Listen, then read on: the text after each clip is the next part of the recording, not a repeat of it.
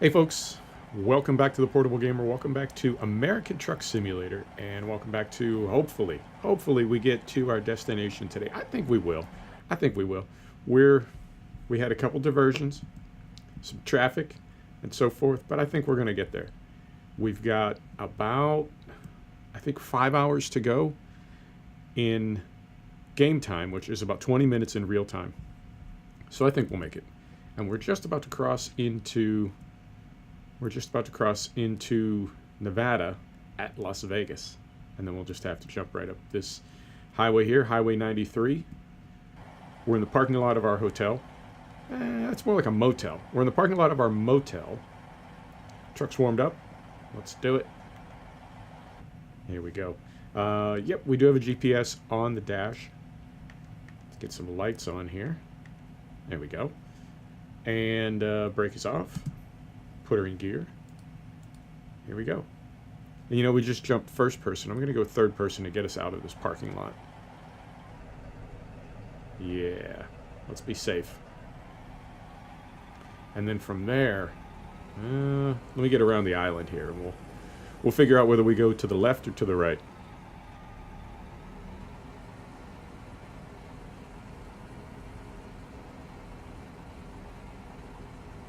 You know, it's weird with the Jeep, how this thing, I wouldn't say that it doesn't respond. It's just strange how the trailer,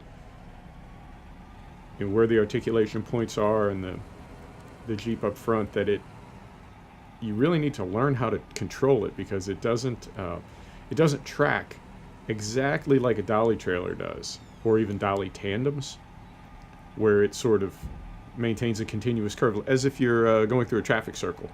With the dolly tandems, they'll just track all the way around that circle, more or less following the line of the truck, but this thing sort of cuts itself off. So I need to be very, very careful with it. Right, I think we're good from here. So we're making a left. Making a left, not a lot of traffic. Sun is just coming up just before 6 a.m.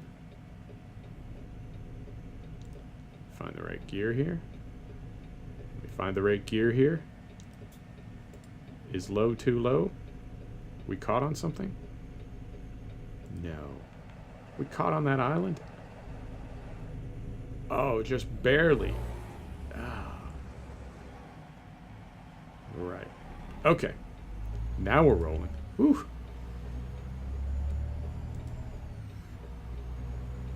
So let's get back on the highway here.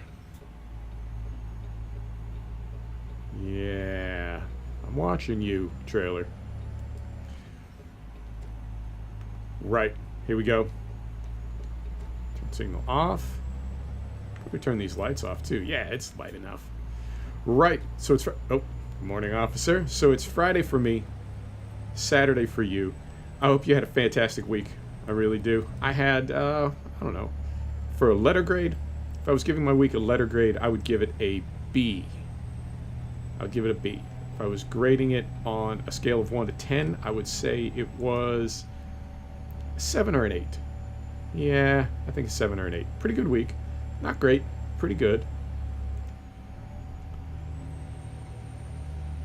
And still in, at least for sim gaming, still in a bit of a holding pattern. Now, in other types of gaming, RPG gaming, fantasy gaming, there is... I'm trying to stay to the outside here and not hook over the line. There we go. In RPG gaming and fantasy gaming, there's a ton of stuff coming out, but I don't play any of those games. My only, you know this, my only like foray into RPG is the Division 1, which is many years old, and that's it for me. So all these games that are coming out now, I am watching people play them, but I personally am not. And that's enough for me. I don't know how much YouTube gaming you watch. I hope you watch my channel a lot. Shameless plug. But I don't know how much other gaming you watch. I watch, I would say, a fair amount. Some of it I watch because I really enjoy it.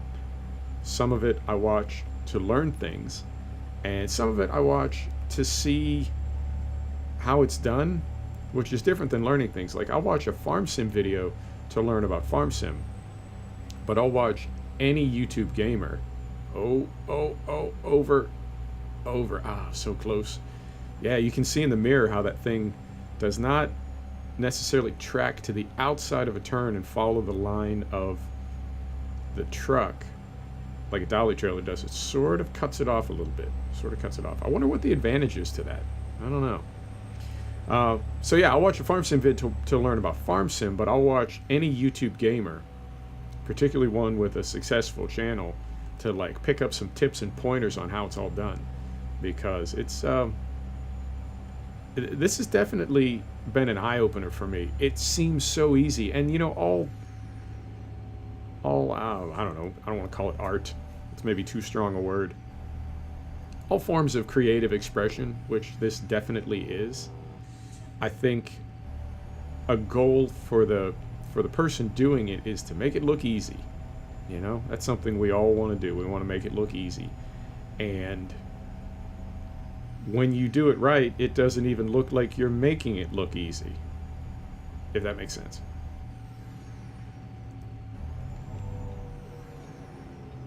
So I think what was I don't want to say deceptive, that's not the right word. But what was weird for me when I first started making these videos is it looks a lot easier than it is, I have to say. It looks like, what? You just, you know, you play some video games and you just, you talk. Anybody can do that. And, well, first off, as I've learned, no, not anybody can do that. And the other thing I've learned is there's a lot more to it than that. And I think of it like there's all 4 phases maybe. There's the gameplay, which needs to be, it doesn't just need to be good, it needs to be a certain kind of good. There's the commentary. Some YouTube gamers don't even comment, they just play the game. Okay, that works for them. There is the capture process, and then there's the editing process. And all 4 of those, I think, were definitely kind of an eye-opener for me.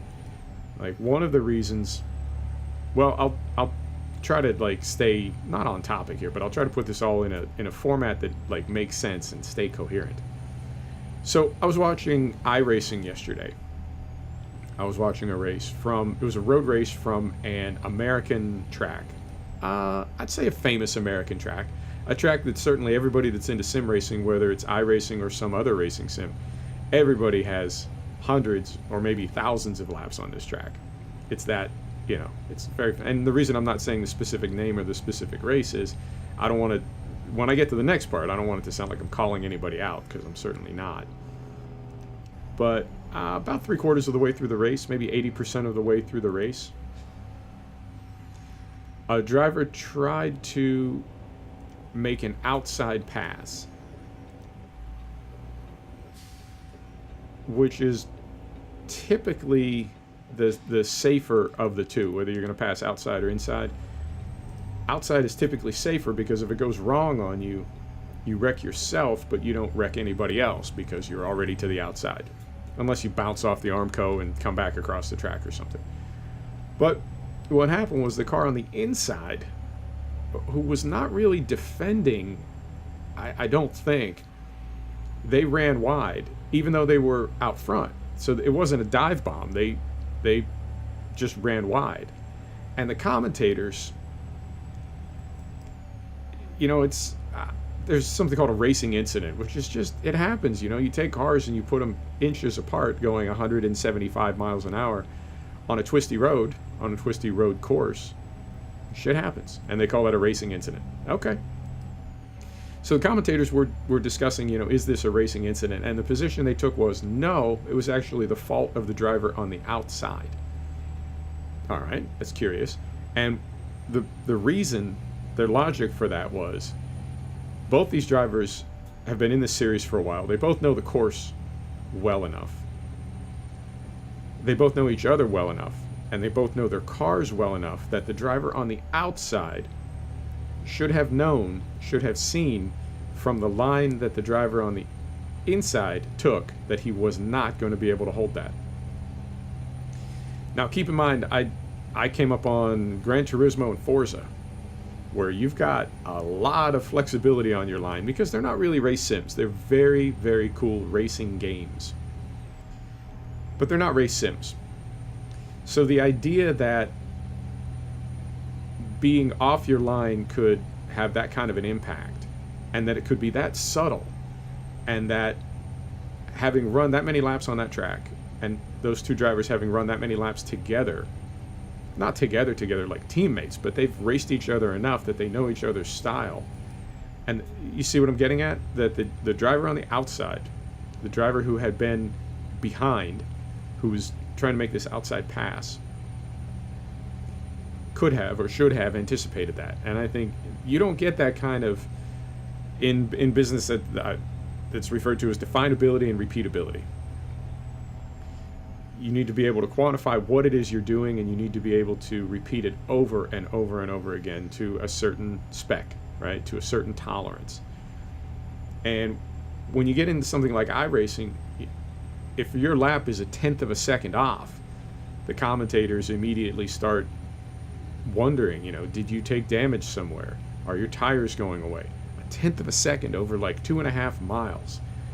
And the fact that all these cars run within 1/10 of a second or so of each other, that's very finite, right? Definability and repeatability. They're running the same lap over and over. And to do that, I'm trying to let you in, sir. I'm trying to let you in. There you go. To do that, you need to be extremely precise. And that's one of the things that, once I went to a wheel and then coming back to gamepad because I don't have my wheel with me, it really is, I can feel that I'm not driving race sims really accurately. I'm doing all right, and I've got my AI in many cases on 100%, and I'm doing okay, but I can feel the difference. And I know, well, you can't really use a gamepad in iRacing, but I wouldn't try it anyway. I wouldn't be able to compete, and it would feel disrespectful to the other drivers. So, when you talk about gameplay, I did some racing videos early in the channel, and I kind of faded away from that. And when I watch them now, when I review them now, my line is all over the place. I mean, I hit stuff, right? Like that's beyond a bad line. That's like you can't hit things when you're racing. Your day's over. And even with damage turned on, yeah, you can still sort of limp around the track. But you see what I'm getting at. That it's not simulated racing really in any way. It's just kind of driving in a race sim. So the gameplay aspect of YouTube gaming has really got to be, like, you've got to be really, really, or at least for the type of gaming that I'm trying to do. Hoover Dam? Yep, Hoover Dam. There you go. Love it. The old days, this highway went over the top of the dam. They built the bridge later. Welcome to Nevada. I have made that. I've crossed that bridge and seen that sign in real life. I can't tell you how many times. I have a kind of a love-hate relationship with Las Vegas. So the kind of gaming that I want to do on YouTube, I want it to be like picture perfect. When I make mistakes, when something goes wrong, it's just, oh man, it's like nails on a chalkboard for me. I get extremely embarrassed. It's terrible. But that's the kind of channel that I want to have. Now, there are other channels where it's a lot more, maybe the YouTuber's having a lot more fun, and it's a different kind of channel, and so that totally works there. I'm not saying that anybody that doesn't play as seriously as me is like a bad YouTube gamer. There's a YouTube gamer, again, I won't say the name because I don't know exactly what their goal is, but their thing is they suck at shooting games. And their whole channel, well, not their whole channel, probably 30% of their channel is them just getting rinsed over and over and having a tantrum in shooting games. Any shooting game. Just getting killed and flipping out. Okay, that's cool. If it works for them, that's cool.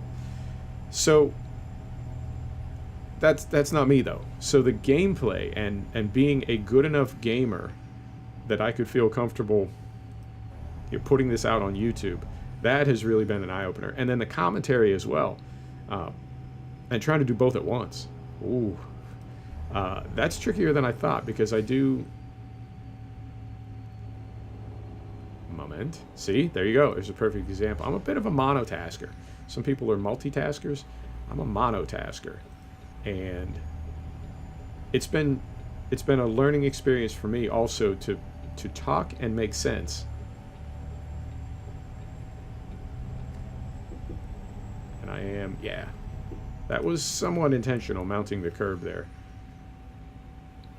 because I wanted to make sure I cleared the pole and not hook it like we did leaving the motel this morning. So that's been an eye-opener for me as well, how hard it is to talk and make sense while you're playing a video game, especially when you're talking about things other than the game that you're playing. Like right now, if I was saying, well, we're crossing an intersection in Las Vegas and I'm hoping we don't get a fine for this red light, and you know, it's easy to talk about that because I'm just describing what I'm seeing. But to talk about other things that are on my mind, that's been kind of tricky, and it's something I had to like learn to do, or learn to do better. Do one thing and talk about something else. So that's been interesting as well. And then capturing, that's going to be an endless process because hardware and capture apps are constantly changing. And then the last thing is editing. And I think that falls into the same category as capture. Yeah, there's always going to be new apps. There's always going to be new compression codecs and formats and et cetera, et cetera. Oh, I got a little update on that as well. Hey, and if you don't know Las Vegas, looking straight down, we're not really on the strip, but looking straight ahead of us, that is the Stratosphere. Stratosphere has carnival rides on top of it. It's like, I don't know, 800 feet tall or something. It's huge, and it's got carnival rides on top of it. It used to have a mother flippin' roller coaster that went out over the side, right? It was one of those it was a metal track, obviously, and it was all loopy, and it went like out over the strip, basically. So when you were in it, oh dear, I was worried that was going to happen. So when you were when you were in the car, when you were like on the roller coaster, as it was swooping around, it would swoop out like out into space 800 feet up in the air. And it was scary as shit. And they also had one of those things that like flings you up into the air. Not the bungee one, but like the hydraulic one or whatever, where it's like you and 3 other people, you know, they strap you in a little car and they count it down and then they just like shoot you straight up. And at night, oh my God. It's, I mean, it was gorgeous, and it was extremely exhilarating to be up over the desert, because Nevada is like, it's mostly desert. Las Vegas is like out in the middle of the desert. But it was extremely exhilarating. And of course, if you're at the top of the Stratosphere at night, you've had a couple cocktails. If you're in Las Vegas at night, you've had a couple cocktails. And then this thing would just like fling you off into space. Fantastic. The roller coaster's gone now. It's been replaced by something else. And they also have this like, I don't know, it's like a zip line thing. It's hard to describe. It's a not a zip line, a decelerator. That's it. It's a decelerator. They basically put you in a jumpsuit, almost like a wingsuit. I really don't understand the point of that, because you don't need it. And it's got a harness, and they hook you to a cable, and then they just drop you, like free fall.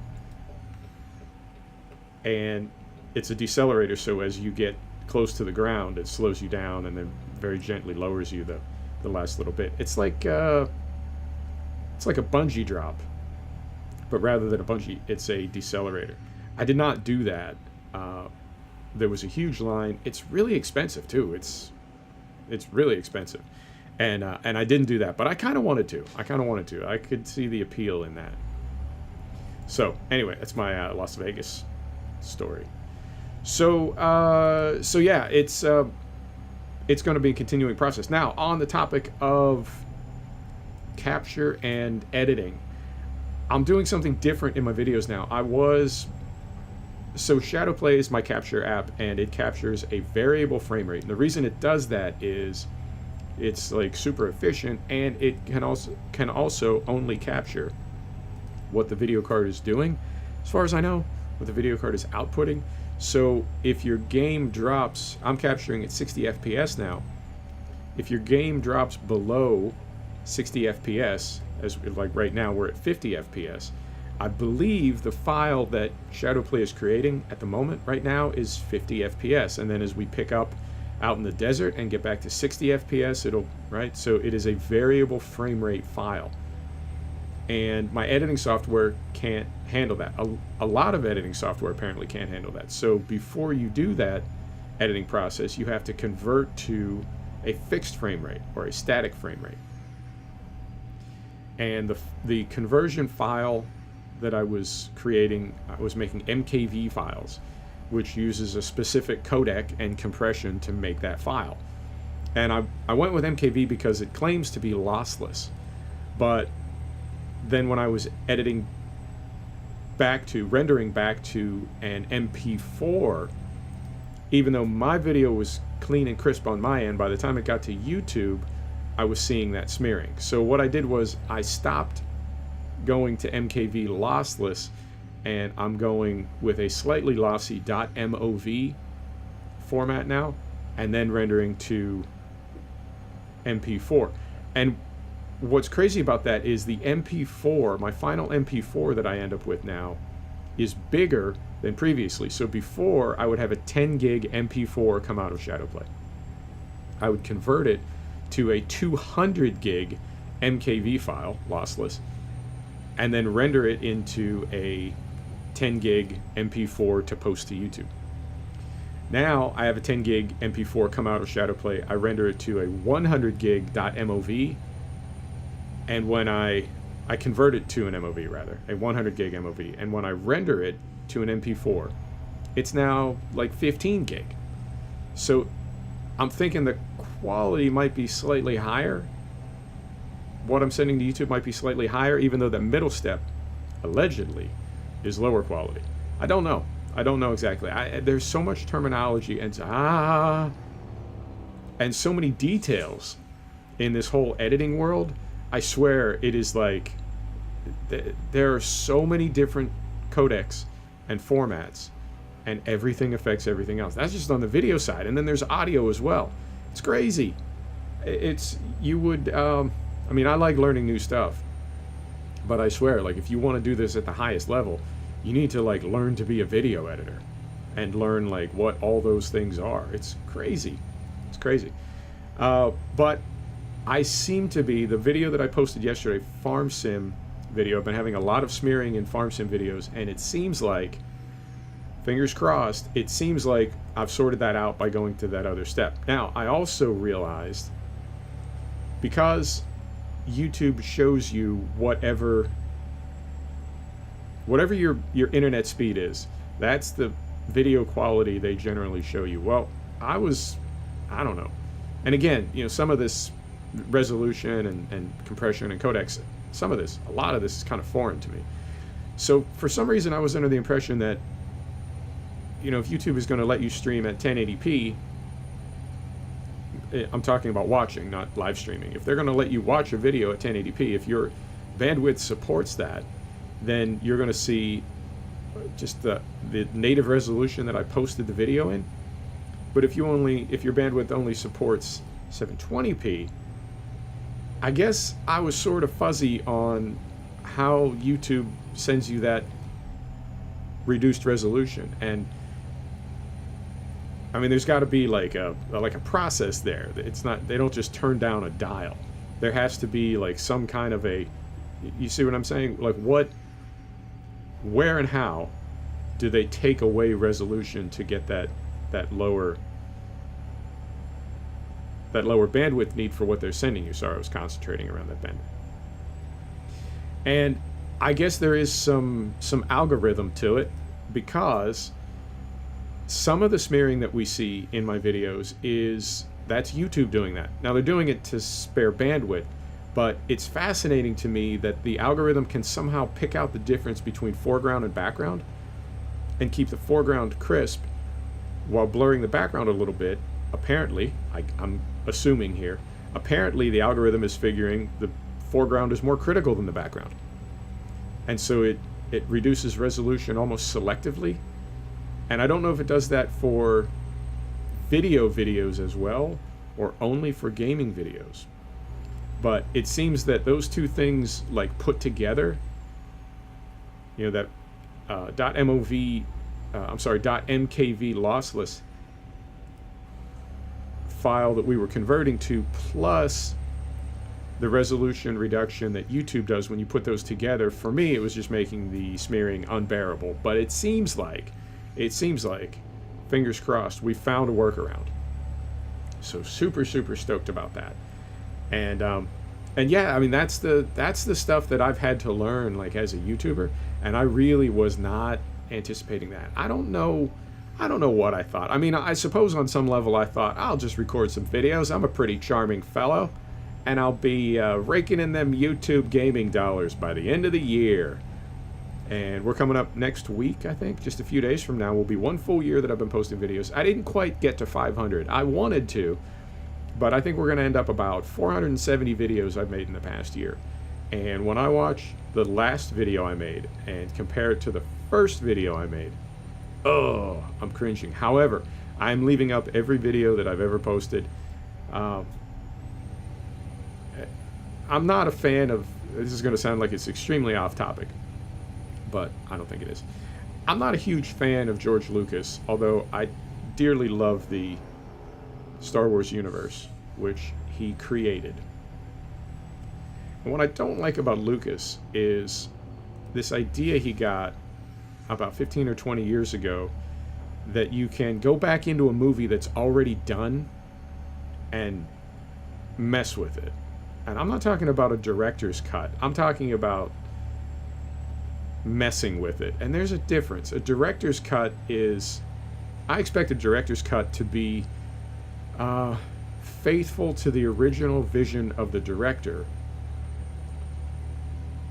before the studio said, no, we need to trim it to 90 minutes, or no, you have to take that scene out, people aren't going to get it. Or, right? You see what I'm saying? Something like, I don't know if you're an Apocalypse Now fan, but there is a version of Apocalypse Now called Redo, and it adds in several, they're more than scenes, they're almost like acts. But it adds one at a rubber plantation. It adds a lot more interaction between the guys on the boat and the models that they meet at the fire base. For me, it changes the story dramatically. But those scenes were shot in the Philippines. They were intended to be in the movie, but for one reason or another, they could not be. That's cool. They put back in things that were supposed to be there in the first place. When Lucas goes in and adds a bunch of CGI on Tatooine, he can say, you know, I always wanted Tatooine to be more crowded. He can say that, but he could have made it more crowded at the time, or I don't know, something. You know, if he couldn't do it because of budget, or he couldn't do it because the technology didn't exist, then he couldn't do it. So Francis Ford Coppola shot those scenes, and during the editing process, it was decided to leave them out. Now, he may have been forced into making that decision, but, right? You see what I'm getting at. Lucas didn't shoot those scenes, and he didn't add those elements because he couldn't, which means he didn't. So, to go back in later and add all that digital crap, that really, it doesn't work that way. You know, if you hang a painting in a museum, you can't go back in 15 years later and say, you know what, I've learned to paint differently. I'm going to need this back for a few days. And then you make a bunch of fixes to it, right? Because you're a better painter now, or because paint has changed or evolved or improved. You know, it doesn't work that way. If you put a piece of art out there, if you put a performance out there, you own it. And I guess my feelings are that my first videos suck. Now, you might think that my last few videos suck, and that's cool. I respect that. But I know that my first few videos absolutely suck, as they should. I had no idea what I was doing. But I'm leaving them up there. I'm leaving them up there because I put them out there, and it's not, I don't get to take away the embarrassing things. You know what I mean? I don't get to take away the embarrassing stuff and pretend as if it never happened and that I've always been a super fantastic YouTuber. I have not always been, and I might still not be. Different people have different opinions, and I've heard good and bad things about my videos. But that's cool. I'm going to keep making them. Hope you don't mind. I'm going to keep making them. I love making these videos. I think it's a hoot. But yeah, I'm keeping the old ones up. You got to own your past. And you got to know where you came from, too. Can't go getting too big for your boots. Right. I thought we'd be there a lot sooner. We're over 30 minutes right now. Let me look. Yeah, we're over 30 minutes. I really did think we would be there by now. And I'm hesitant to look and see how far we have left. I mean, I can see the marker, but I don't know. Because you know, GPS does that perspective thing. Let's take a look. Oh, no, we're right there. Okay, cool. We'll be there in just a few minutes. We'll be right around half an hour. Right around half an hour. Now, the question is, can I get this thing into the parking lot? Oh, man. So the first part of this trip was almost a month ago. It's the other thing that I don't like about these long trips is I forget. I don't want to say I forget what we're doing, but I forget what we're doing? Yeah, I guess I do want to say that. So I'm trying to think. I think first episode we hit a couple things and we got a couple tickets. Oh, I hate that. I definitely hate hitting things. Tickets, I don't know, man. That's sort of, you know, that's on the game. That's in the game code. But me hitting things, that's all on me. I hate hitting things. And I think we hit some things first episode. I don't know if we hit anything last episode. We did scuff a curb this morning. I'm on the fence. You know? I mean, that's bad. But I don't know if it's that bad. I think that's something that would happen in real life. You see that in real life. We mounted a curb in Las Vegas. You see that in real life. At least I do. See a truck mount the curb. It happens. So, I don't... now, in a Euro Truck video, I had a police car more or less assault me. That was kind of crazy. He just didn't stop. Pulled up to the highway, didn't stop, pulled right out. I can't even say in front of me. It was almost to the side of me, like broadsided me. What's he going to do? Write himself a ticket? Oh. And I think this same intersection, like this same... Yeah, we could have just gone straight. I think this same intersection exists in a couple places on the map, and the GPS routes you the shortest route when the better route would be just to go straight around the curve in the highway. Because instead we're going to need to go through this little twisty bit, and I'm hoping we don't have any oncoming traffic. Trying to swing it to the outside and not scrape the right front of my truck on the guardrail. Or the Armco, depending on how you say it.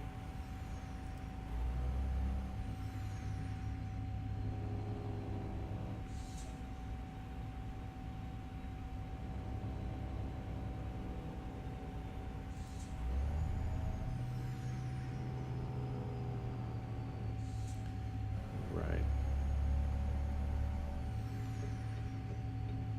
I'm concentrating. That's why I got so quiet. I'm concentrating right now because this is when it all goes wrong on me. This is when it all goes wrong, just at the very, very end of the trip.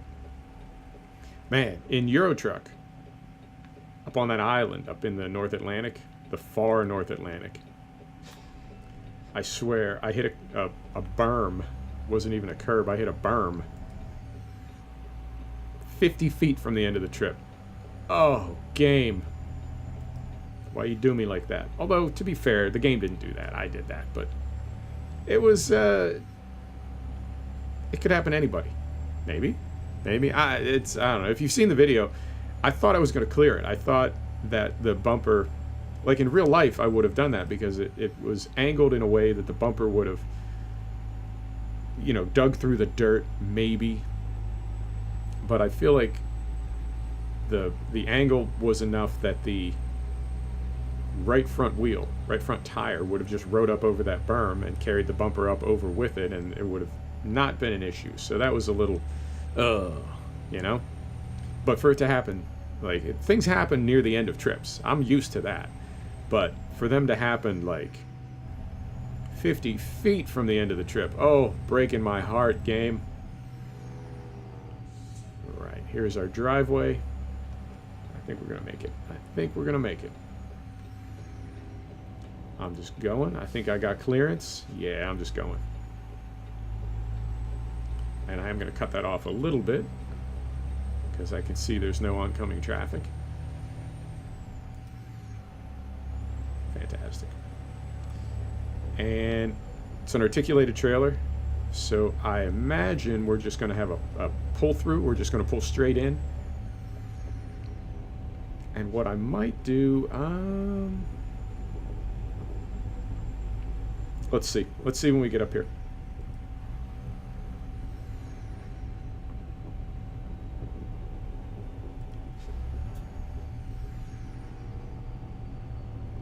I've been trying not to do screenshots at the very end of the trip because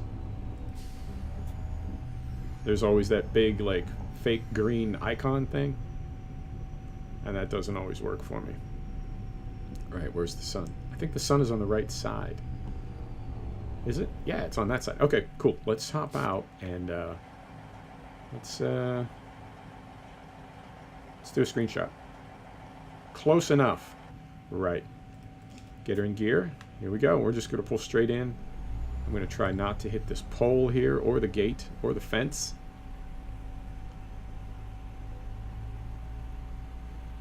And hopefully this gives it to us.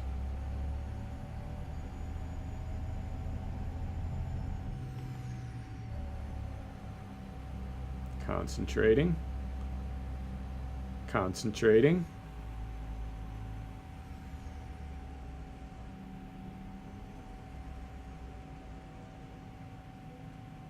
There it is. Right. Put her in neutral. Set the brake. Engine off. Yeah. That's all right. Cool. See how we did. Oh, we were late. Oh. Well, not terribly late. Not terribly late. But hey, we leveled up. Okay, I wasn't expecting that. Fantastic. Okay. So so it's the best of times, the worst of times. Fantastic. Let's pick a skill. I don't think we have a whole lot left. Long distance, we're not focused on because we do our trips in pieces. We don't need to worry about that. Just-in-time delivery and fuel economy. Let's do just-in-time. Oh, that's ironic. Let's do some just-in-time delivery minutes after we delivered a job late. That is perfect. Folks, thanks for stopping back to check out The Portable Gamer. Thanks for joining us for another episode of American Truck Simulator. And we'll see you next time. Take care now.